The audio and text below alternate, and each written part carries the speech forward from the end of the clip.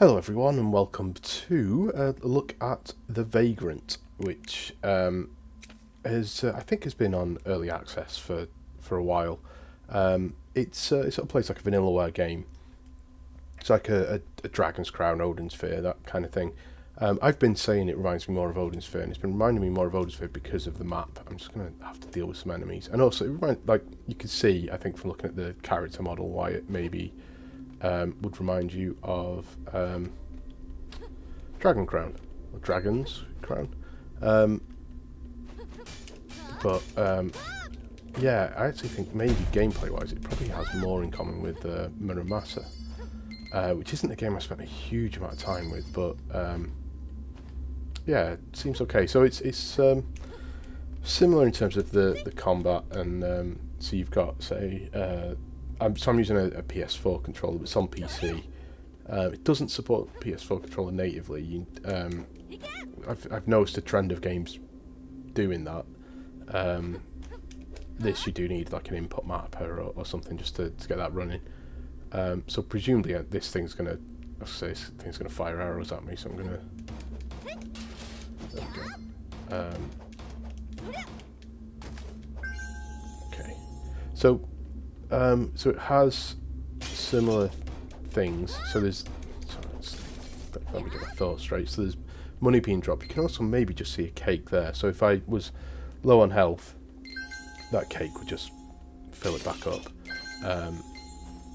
But there is also potions, which is the left. You can see that left corner. There's various different potions and stuff. You've got your health, the top bar, which is the green one, and the orange one, or yellow-orange, is your rage, which is a special move, which hasn't been that useful really. There's one move that's pretty good, that if you're on the boss, this not the first boss as such, but effectively first boss. I was trouncing all the enemies around there, went and fought him and got battered. Once I unlocked this move, by that point obviously I'd gained a bit more in terms of I'd got a bit better equipment, and this skill tree had meant that I could unlock stuff like defense +5, attack +5, bit of crit and stuff. So you use mana, which is, if you look on the top left, you've got, top right, gold and mana. That means you can unlock these perks and stuff. Some of them are gated, so like that one require Aegis Fragment, and over here you've got Flaming Stone required. But there are other things that you can do. So food heals more, but that's not been a problem so far, so I'm going to just leave that. I can increase my HP, which would then also let me get this recover HP when picking up gold. Seems fairly useful, but I need 2,500 mana for that. I can increase my rage, and what's this one? Unlocks ability. So one of the things the game recommends is get these sorts of stuff, the stars, because that is that's your moveset.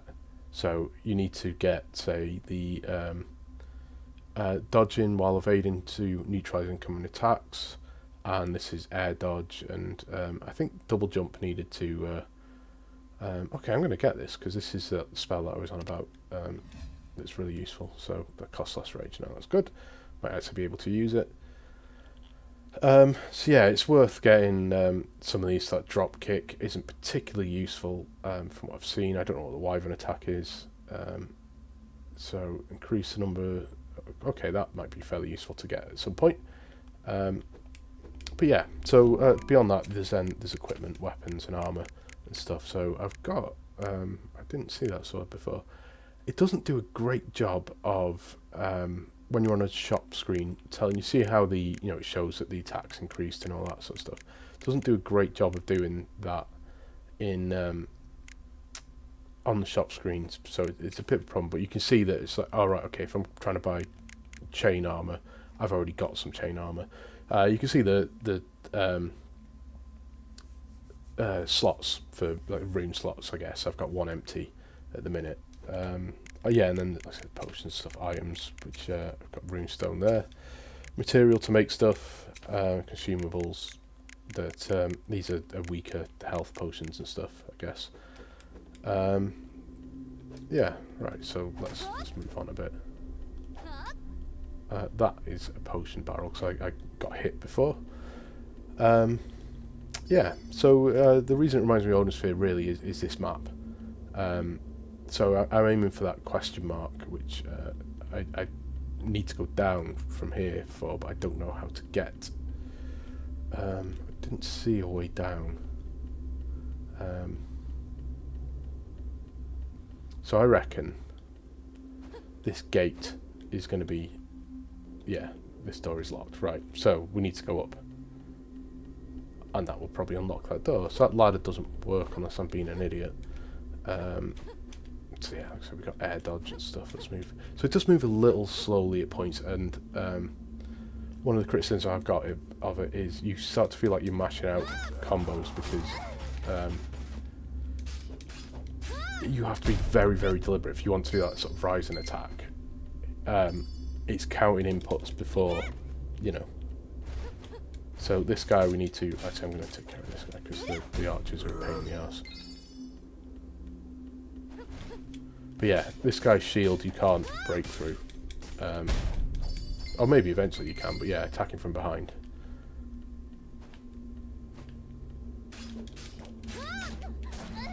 But yeah, there, I was actually aiming to do an uppercut attack. Right, let's get... Come on. There we go.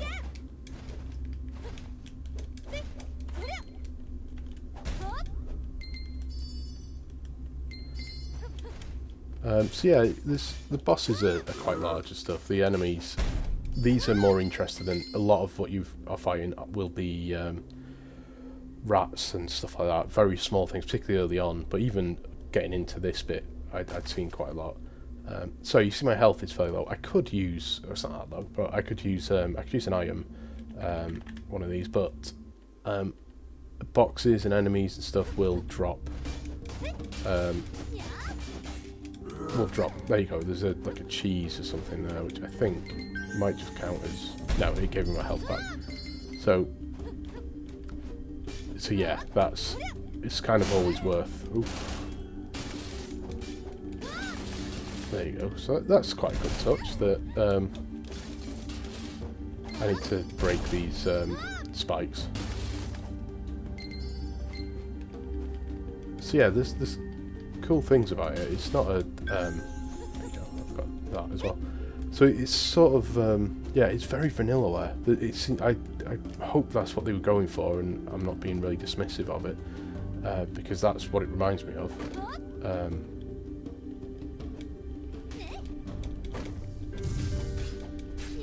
So there's a guy throwing... I haven't seen ghosts before. This is all new.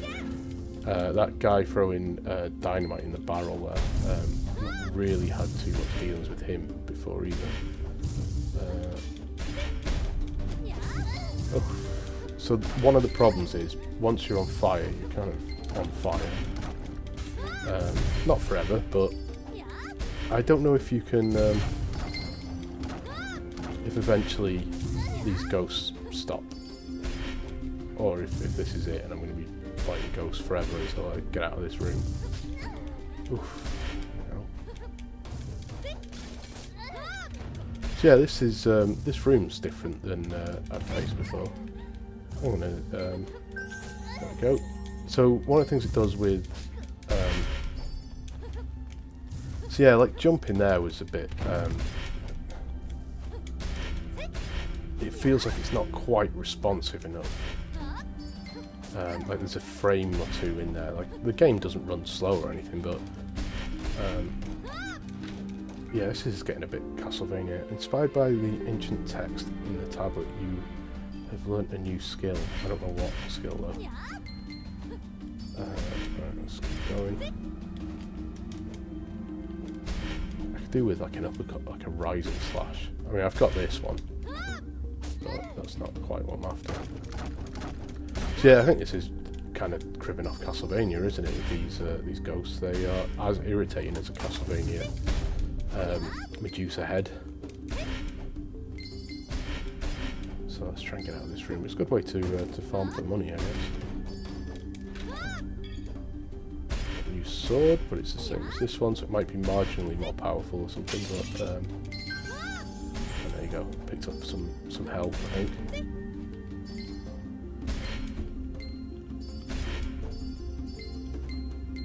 So I guess it's up to you whether you want. I mean, look how much money I've got on the top left. That seems like a lot, but it actually doesn't.